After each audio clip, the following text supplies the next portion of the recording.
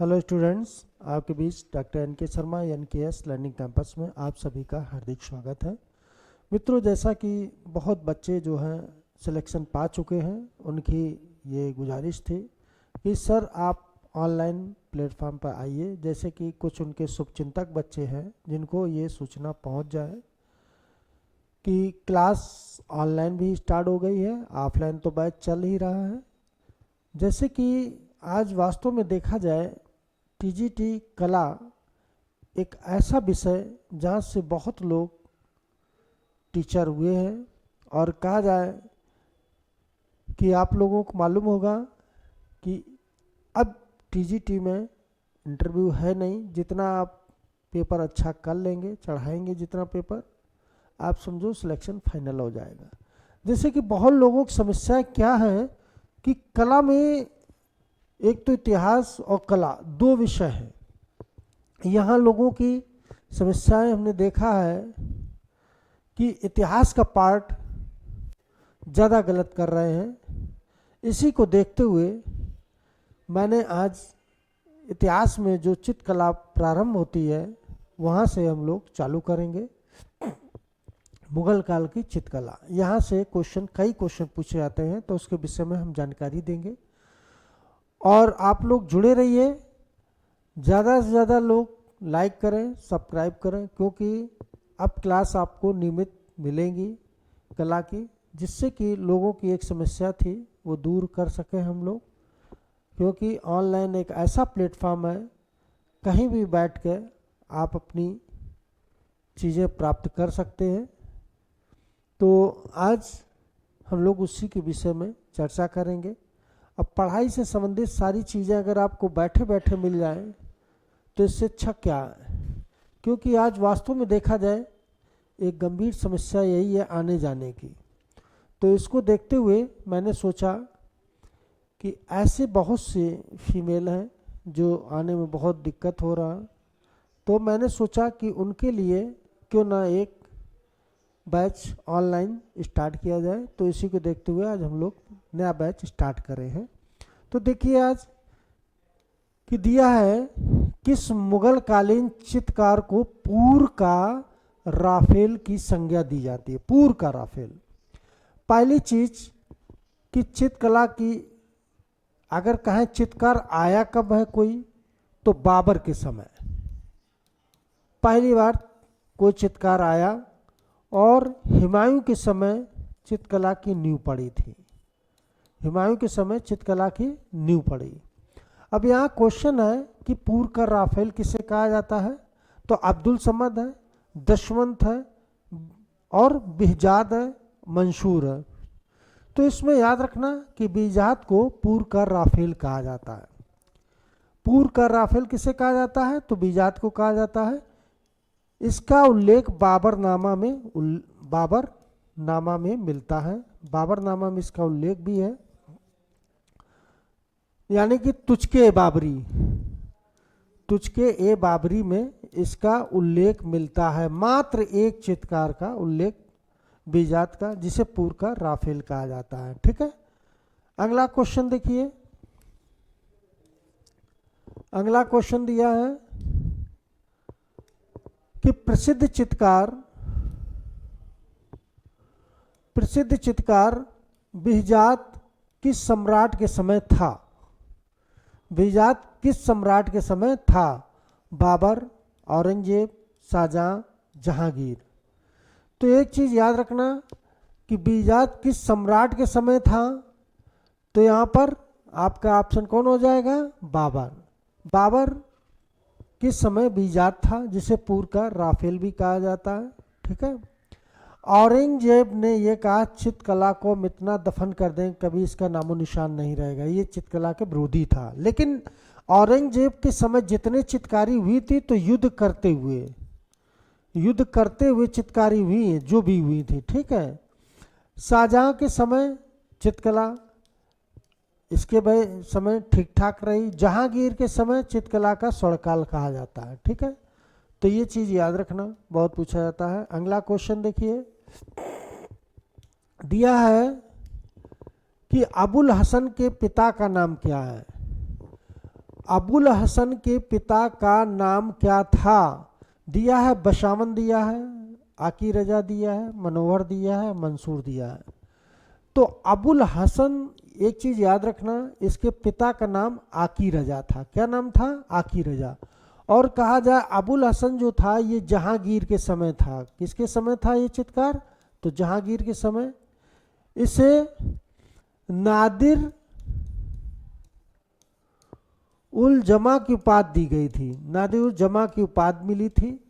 और कहा जाए जहांगीर ने खुद इसकी प्रशंसा की है कि अबुल हसन जैसा चित्रकार वास्तव में अभी तक नहीं हुआ है, यानी कि इतनी प्रशंसा करता है अबुल हसन की। ठीक है। मंसूर, इसके विषय में भी आप लोग जानते हैं, पशु पक्षी चित्र सीन बनाए हैं ज्यादातर। अगला क्वेश्चन है कि दिल्ली का लाल किला किसके पुत्र द्वारा बनवाया गया था? अब यहां पर पुत्र पूछा गया है। दिल्ली का लाल किला किसके पुत्र द्वारा बनवाया गया था? तो अकबर दिया, औरंगजेब दिया, हुमायूं दिया, जहांगीर। तो लाल किला किसने बनवाया था? शाहजहां ने बनवाया था। और शाहजहां किसका पुत्र था? तो जहांगीर का था। ठीक, तो याद रखना जहांगीर ने बनवाया था। ठीक है, यह भी बहुत पूछा जाता है। अगला क्वेश्चन है कि आईने ए अकबरी का मुख्य चित्रकार कौन था? आईने अकबरी का मुख्य चित्रकार कौन था? केशुदास, अबुल फजल, शमशाद, मोलाराम।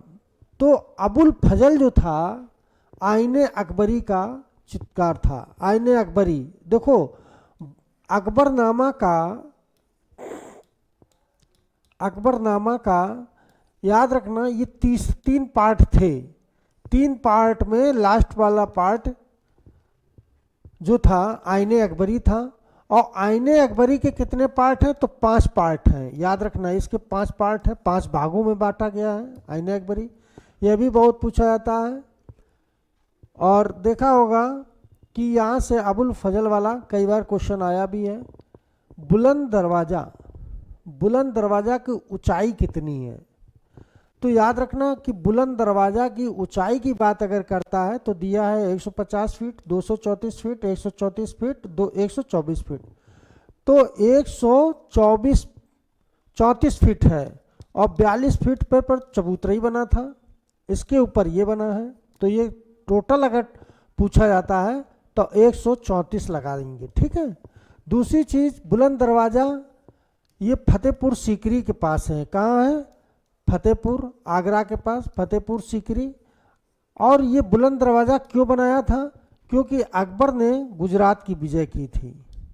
अकबर ने कहाँ की विजय की थी? तो गुजरात की विजय के उपलक्ष्य में बुलंद दरवाजा बनवाया। और कहा जाए भारत का सबसे ऊंचा दरवाजा बुलंद दरवाजा। ठीक है। अगला क्वेश्चन देखिए, क्वेश्चन नंबर 7वां, बहुत अच्छा क्वेश्चन।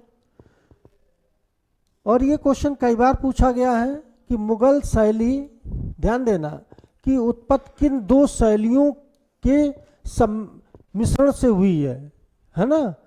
तो बंगाली पहाड़ी दिया है, कांगड़ा दाखली दिया है, राजस्थान ईरानी दिया, ईरानी बंगाली दिया है।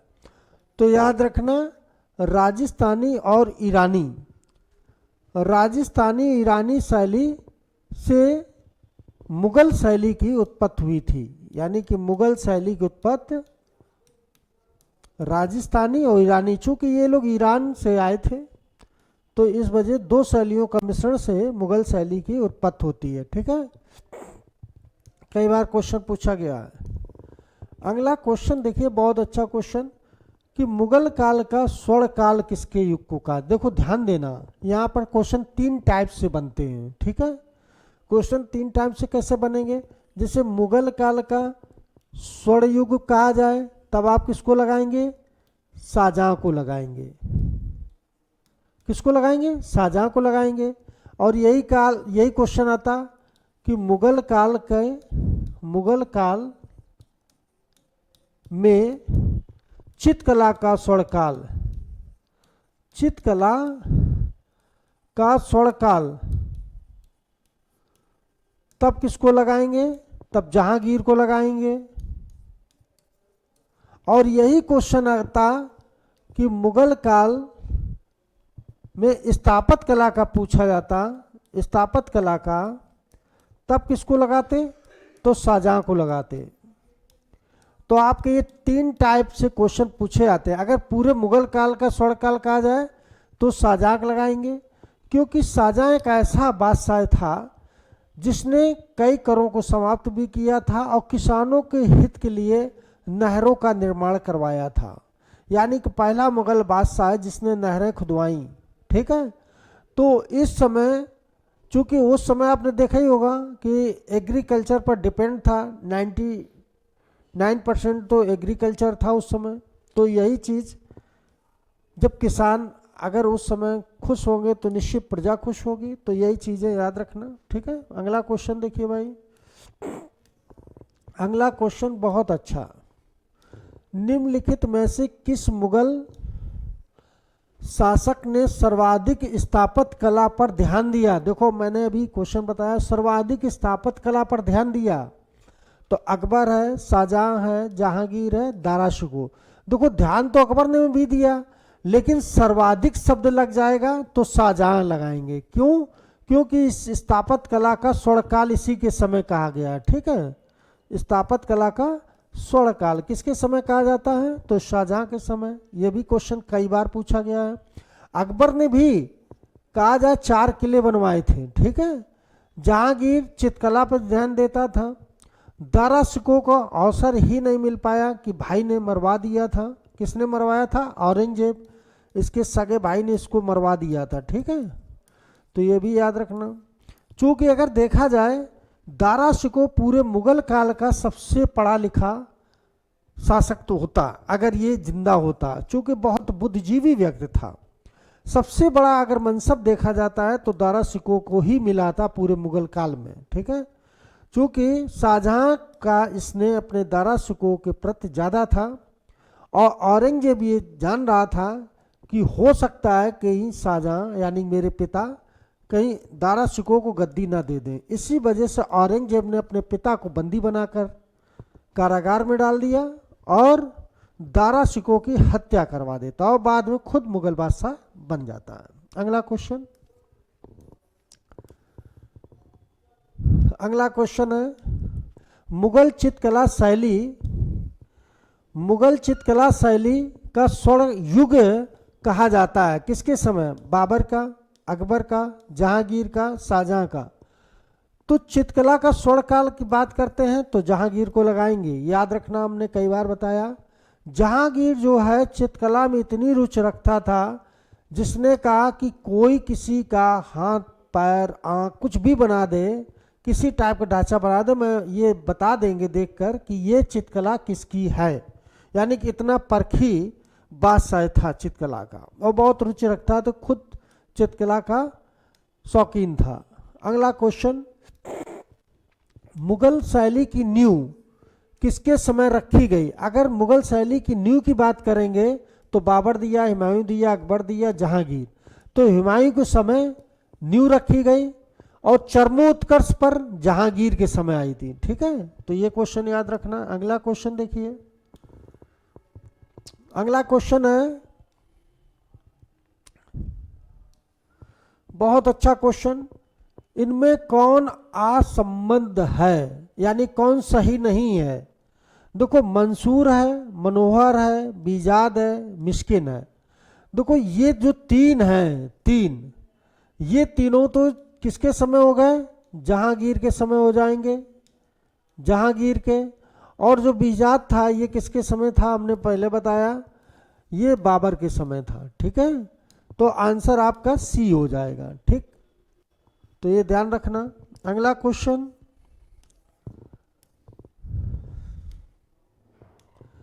मंसूर और मनोहर,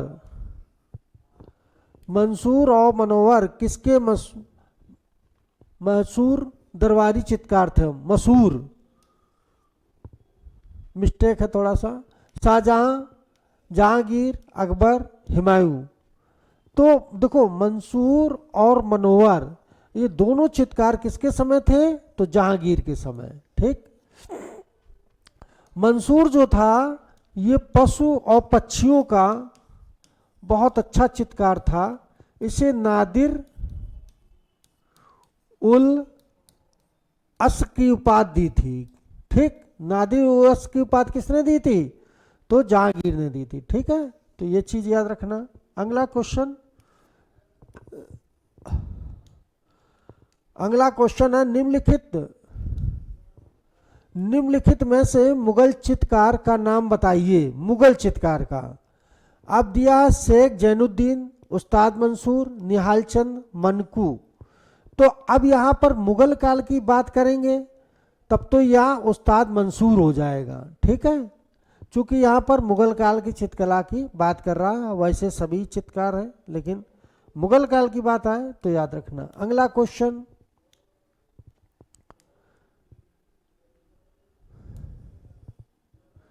दिया है मीर सैयद अली किसके दरबार का मुख्य चित्रकार था? अब देखो मीर सैयद अली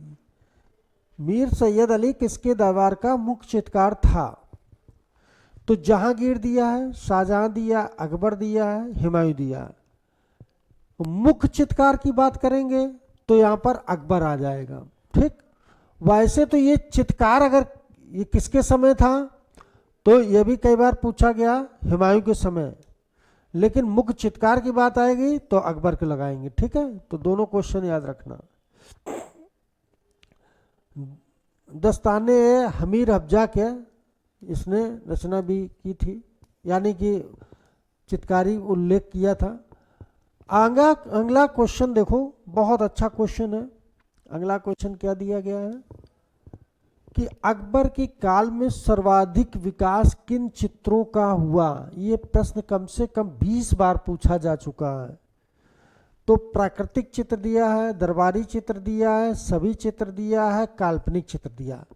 अगर किन चित्रों का सर्वाधिक विकास हुआ है तो सभी चित्र इसका सर्वाधिक विकास हुआ था, यानी व्यक्ति चित्र हैं। अभी इसके अगला और आएगा क्वेश्चन तो बताएंगे। देखो ये क्वेश्चन फिर आया, ये क्वेश्चन फिर पूछा गया है कि सभी चित्र किन चित्रों को कहा जाता है? लघु चित्र, ऐतिहासिक चित्र, धार्मिक चित्र या व्यक्ति चित्र? देखो सभी यानी कि व्यक्ति चित्र का उल्लेख मिलता है। तो ये प्रश्न कई बार पूछा गया है तो इसको ध्यान देना। अगला क्वेश्चन रूप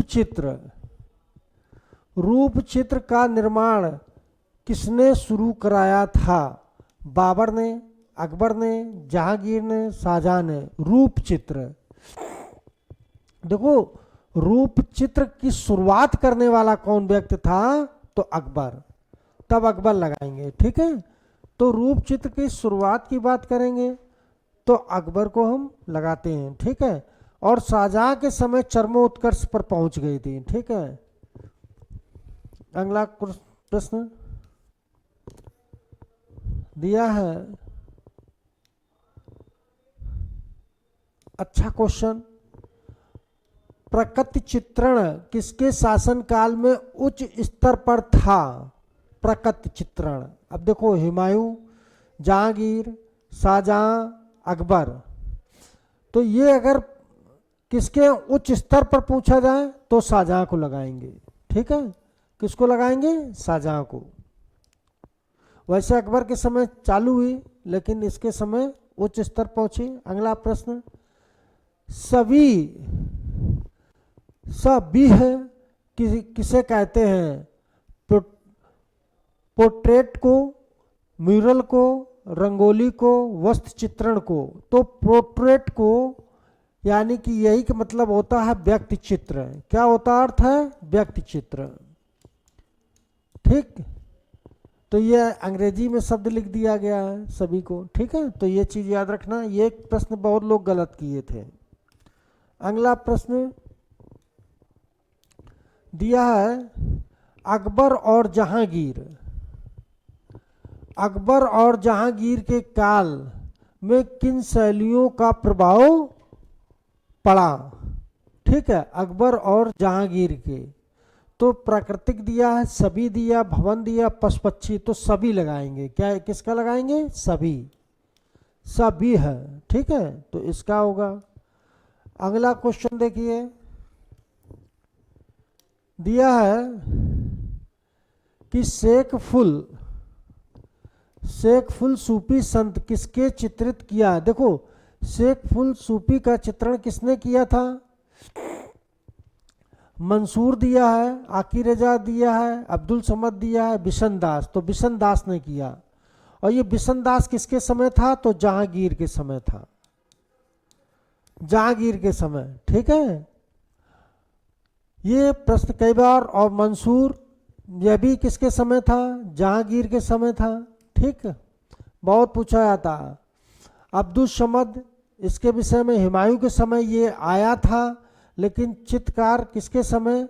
उत्कर्ष, यानी कि सर्वोत्कृष्ट भी कहा जाता है इसको, है तो अकबर के समय। अकबर के समय ये प्रमुख चित्रकार हो गया। अगला प्रश्न देखिए भाई,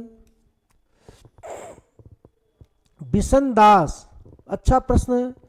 बिशन दास निपुण था, बिशन दास निपुण था छवि चित्र में, भूदृश्य में, ऐतिहासिक में या शिकार में।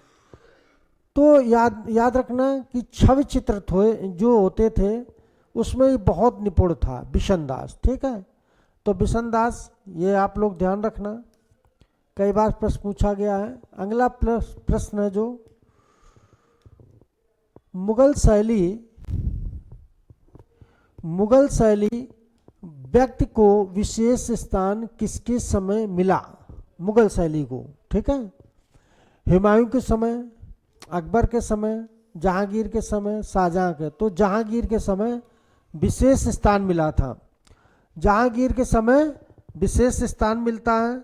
और ये कई बार प्रश्न पूछा गया है ना, विशेष स्थान मिला था।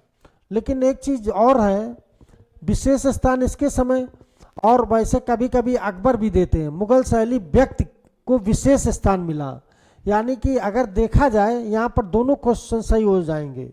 अकबर के समय भी व्यक्ति चित्रण जो हुए थे इसी के समय हुए। अब यहाँ पर कंफ्यूज कर देते हैं, इसी क्वेश्चन में लोग बहुत ज़्यादा कंफ्यूज। लेकिन जहांगीर है, लेकिन आप यहाँ पर एक चीज़ और याद रखना कि अगर इस तरीके के क्वेश्चन पूछा के कि मुगल शैली व्यक्ति को विशेष स्थान देती है, तब अकबर ही लगाना। आप क्या लगाएंगे इसमें? अकबर लगाना। ठीक है, जहांगीर नहीं लगाएंगे, अकबर लगाएंगे। क्या लगाएंगे? अकबर। अगर अकबर नहीं है तब जहांगीर लगाएंगे। अकबर अगर ना दिया जाए यहाँ पर तब फिर जहांगीर लगाएंगे। ठीक है, और जहांगीर के समय स्वर्णकाल हो गया था। स्वर्णकाल किसके समय हो गया? जहांगीर के। लेकिन प्रश्न जो पूछा गया है उसके अनुसार अकबर लगाना। ठीक है, अगला प्रश्न देखिए भाई,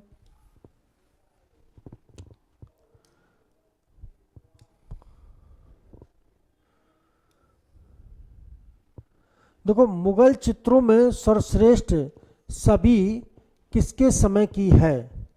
सर्वश्रेष्ठ तो अकबर है, शाहजहां है, औरंगजेब है और जहांगीर। देखो, ये भी क्वेश्चन कई बार पूछा गया है कि सर्वश्रेष्ठ अगर पूछा जाता है, सर्वश्रेष्ठ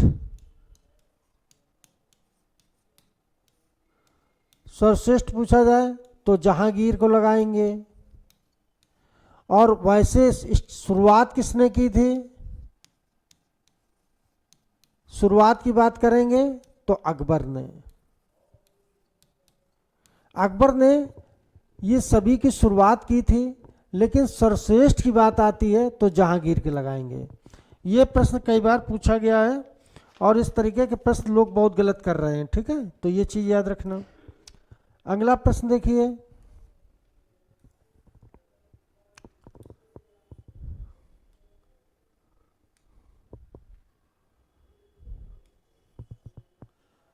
दिया मुगल काल में जानवरों और पक्षियों के चित्रण का विशेषक कौन था? देखो, उस्ताद इख्तार था, उस्ताद मंसूर था, उस्ताद नासिर था, उस्ताद बेहराम था। जो मंसूर था ये पशु पक्षी के चित्र ज़्यादा बनाए हैं, पशु पक्षी वाले चित्र अगर पूछा जाए सर्वाधिक बनाए। इसी वजह से जहांगीर ने से नादिर उल असर की उपाधि दी थी। ठीक है, ये उपाधि भी दी थी किसने, तो जहांगीर ने। ठीक, बहुत क्वेश्चन ये पूछा गया है, तो ये चीज याद रखना। अगला प्रश्न देखिए,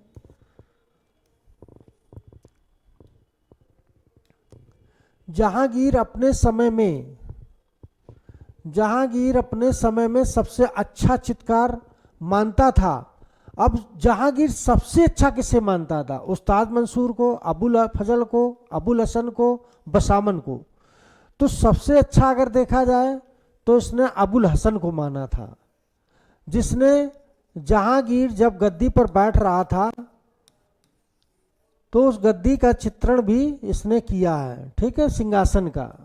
ठीक, अबुल हसन, इसे नादुर उल जमा की उपाधि दी थी। कौन सी उपाधि दी थी, नादुर उल जमा की, नादुर उल जमा की उपाधि दी गई। ठीक, तो ये बहुत पूछा जाता। बसामन, ये किसके समय था, ये अकबर के समय था। ठीक, अबुल फजल, यह भी अकबर के समय था। ठीक, अकबरनामा लिखी है।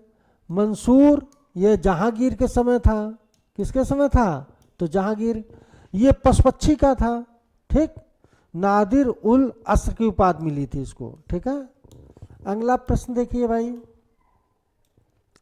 बाज नामक, देखो बाज नामक चित्रकार कौन था। बाज का चित्रकार कई बार पूछा गया है, कौन था। अब चूंकि बाज जो है ये पशु पक्षी में आएगा कि नहीं, पशु पक्षी में आएगा। अब यहाँ पशु पक्षी में आएगा तो अबुल हसन है, फारूक बेग है, मंसूर है, दौलत, तो किसको लगाएंगे, मंसूर को लगाएंगे। ठीक है, तो ये प्रश्न कई बार पूछा गया है, बाजनामा, तो लगाएंगे हम मंसूर को। अगला प्रश्न,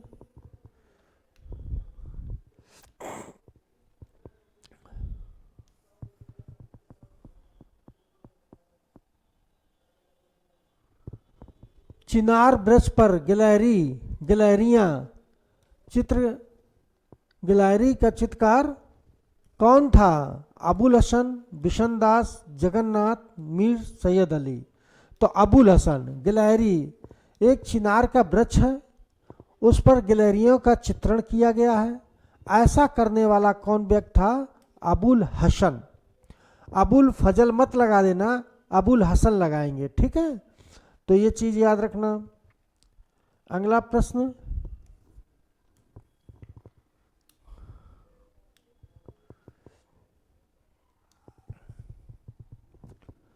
लाल पुष्प किस मुगल कलाकार का चित्र है, लाल पुष्प। अब देखो, लाल पुष्प अगर देखा जाए तो ये वैसे तो अगर फारूक बेग दिया होता तो आंसर ये होता। अगर फारूक बेग नहीं दिया है तब हम कौन इसमें आंसर लगाएंगे, गोवर्धन, अबुल हसन, बिशनदास, उस्ताद मंसूर। तो उस्ताद मंसूर लगाएंगे, क्योंकि लाल पुष्प पर इसने भी कार्य किया था। ठीक है, तो लाल पुष्प पर इसने भी कार्य किया, तो इस वजह से हम इसको लगाएंगे उस्ताद मंसूर। मंसूर जो था, कहा जाए पशु पक्षी वाले चित्र है ना, पुष्प वाले, ये सारे चित्र इसके समय बहुत ज़्यादा बनाए गए हैं। और कहा जाए कि चित्रकार का बहुत परखी ये भी था मंसूर। ठीक है, जहांगीर ने इसी वजह से नादिर अस की उपाधि दी थी। ठीक है, ये कई बार प्रश्न पूछा गया है। अगला प्रश्न है कि निम्नलिखित, देखो ध्यान देना, अगला प्रश्न, निम्नलिखित में से कौन जहांगीर के दरबार का चित्रकार नहीं था। अब देखो इसमें पूछ रहा जहांगीर के दरबार का चित्रकार कौन नहीं था, मंसूर ये तो था, मनोहर ये भी था, बिशनदास ये भी था, बसावन ये किसके समय था? ये अकबर के समय था। तो जो जो है पहले उन्हें टिक कर लो, जो नहीं है वही आपका आंसर हो गया, तो आपका 52 हो जाएगा। तो वास्तव में जो मुगल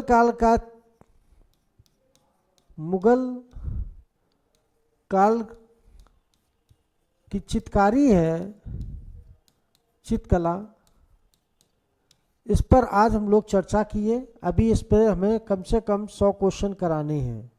जब 100 क्वेश्चन करा देंगे तो फिर इससे आपके प्रश्न गलत नहीं होंगे। और एक चीज़ और जान लो कि कला एक ऐसा विषय है कि अगर मन लगा के पढ़ा जाए तो बोरियत वाला विषय नहीं है।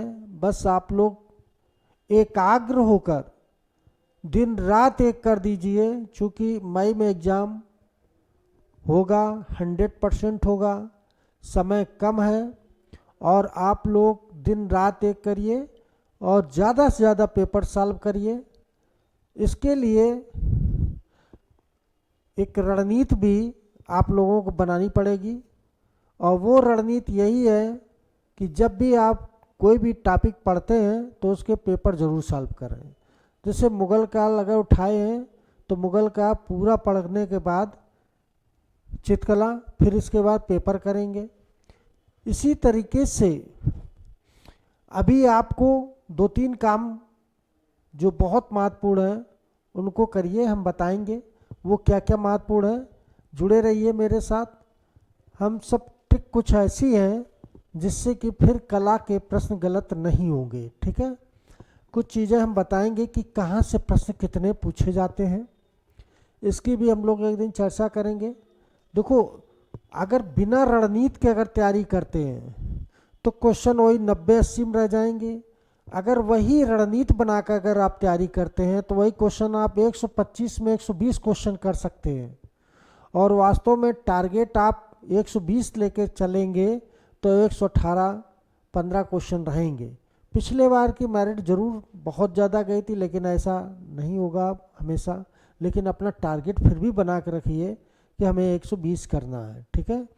और चूँकि किया भी जा सकता है, अगर आपकी रणनीति अच्छी है तो निश्चित किया जा सकता है, ऐसा कुछ है नहीं कि ना किया जाए। और हम लोग प्रयाग ऐतिहासिक काल से चालू करेंगे। बीच बीच में हमें बताना है कि प्रयाग ऐतिहासिक काल, वहाँ से भी थ्योरी भी पढ़ाएंगे, पेपर भी सॉल्व करवाएंगे। प्रयाग ऐतिहासिक काल जहाँ से श्री गणेश होता है चित्रकला, तो प्रयाग ऐतिहासिक काल में हमें क्या क्या देखना है। जैसे भीम बेटका सामने देखा है क्वेश्चन आता है, मिर्ज़ापुर वाली, वहाँ से भी एक क्वेश्चन आता है।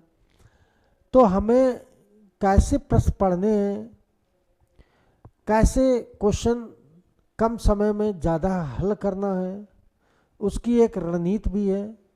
वही रणनीति हम बताएंगे आगे आपको कि वास्तव में बिना रणनीति के ये सफलता असंभव है। और रणनीति आपकी यही होनी चाहिए कि पर डे आप ये तय कर लें कि मुझे कम से कम 3 से 4 सेट लगाने ही है। और वास्तव में कला एक ऐसा विषय है कि अगर आप बैठ जाएंगे पढ़ने तो फिर मन नहीं करेगा कि उठें, अगर मन से पढ़ते हैं तो, क्योंकि ऐसा कुछ बोरियत वाला विषय नहीं है ये, ठीक है। और जैसे कि आधुनिक काल की चित्रकला, इस पर बहुत प्रश्न पूछे गए थे, इस पे भी बहुत प्रश्न पूछे गए। और बंगाल के जो महत्वपूर्ण चित्रकला के योगदान देने वाले महान पुरुष थे, उनके विषय में भी हम चर्चा करेंगे। जैसे अविन्द्रनाथ, रविन्द्रनाथ, गगनेन्द्रनाथ, तो ऐसे लोगों की अभी हमें चर्चा करनी है कि इनकी क्या भूमिका रही है। रविन्द्रनाथ टैगोर के विषय में आपने सुना होगा कि वास्तव में साहित्य में पहली बार हमारे यहाँ किसी व्यक्ति को नोबेल पुरस्कार प्राप्त हुआ था। भारत के पहले ऐसे व्यक्ति जिन्हें साहित्य में नोबेल पुरस्कार 1913 में मिला था। और रविन्द्रनाथ टैगोर जो थे, इन्होंने जो चित्रकला थी, कहा जाए 67 ईयर्स में सीखी और फिर ऐसी चित्रकला सीखी कि कई इनकी पुस्तकें मिलती हैं और चित्रकला में बहुत रुचि रखने लगे। और 67 इयर्स की एज में, तो देखो एक चीज़ है, किसी चीज़ की अगर लगन है तो वहाँ पर एज माने नहीं रखता। जैसे कि आजकल आपने देखा हो 67 इयर्स में उन्होंने चित्रकला को सीखा। आजकल लोग 50-60 के बीच में पढ़ाई लिखाई से कम संबंध रखते हैं, लेकिन वास्तव में रविन्द्रनाथ टैगोर ऐसे महान पुरुष जिन्होंने ये दिखा दिया था कि व्यक्ति कभी भी कुछ कर सकता है, बस उसके अंदर एक जिज्ञासा होनी चाहिए। अगर आपके अंदर वास्तव में जिज्ञासा है तो वहाँ पर एज डिपेंड नहीं करती है। और यही तरीका है कि आप कोई भी कार्य करें तो मन से करें, और मन अगर लगा लिया किसी चीज़ में और एकाग्र अगर हो गए तो निश्चित है कि फिर आपको सफलता मिलनी तय है। तो जुड़े रहिए मेरे साथ एनकेएस लर्निंग कैंपस में। आप लोगों को ऐसी ऐसी चीज़ें मिलेंगी कि वास्तव में जो आपको सफलता के नज़दीक पहुंचाएंगी। हाँ, एक चीज़ ज़रूर आप लोग करिए, क्योंकि आपके लिए अगर मेहनत की जा रही है तो आप लोग ज़्यादा से ज़्यादा लाइक और सब्सक्राइब ज़रूर करिए चैनल को, जिससे कि बहुत लोगों के पास ये सूचना पहुँचे। हम लोग मिलते हैं कल पुनः फिर अगली क्लास में।